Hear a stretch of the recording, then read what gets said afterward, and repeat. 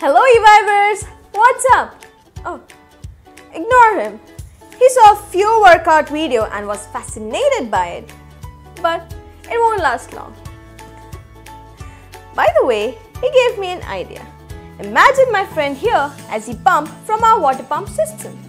Now the pump has worked out. It has become even more powerful. As a result, instead of pushing 1000 molecules to the tube in a second, it can now push 1500 water molecules. This shows as the pressure increases, the rate of flow of water molecule also increases. What if the pump was a bit lazy or sick? It won't even pass 1000 molecules.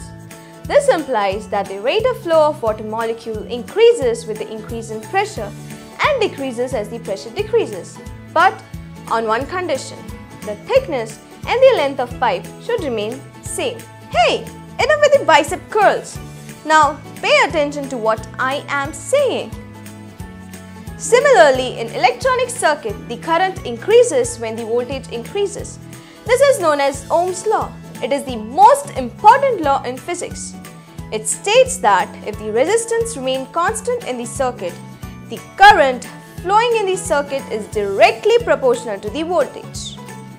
In terms of simple formula, Ohm's law can be written as V equals to IR, where V stands for voltage across the resistors, I stands for current, and R is the resistor. As to remember the formula easily, we can imagine Walter, rabbit and an Indian.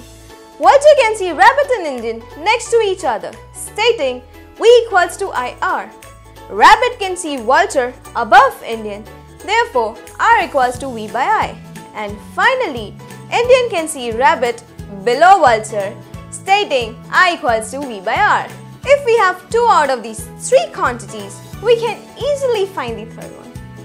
Let's take an example. Suppose we have a battery of 9 volts and we connect it in a simple circuit.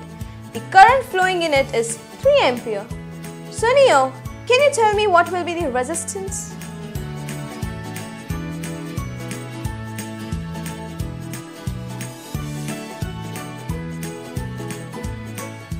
It's okay, I'll help you out.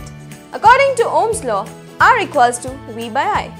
Therefore, R equals to 9 by 3, which is equal to 3 ohms.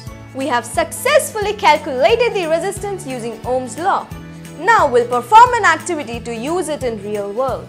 But before that, there's a teeny tiny detail left which we will cover up in the next video. Till then, see ya! Lots of love!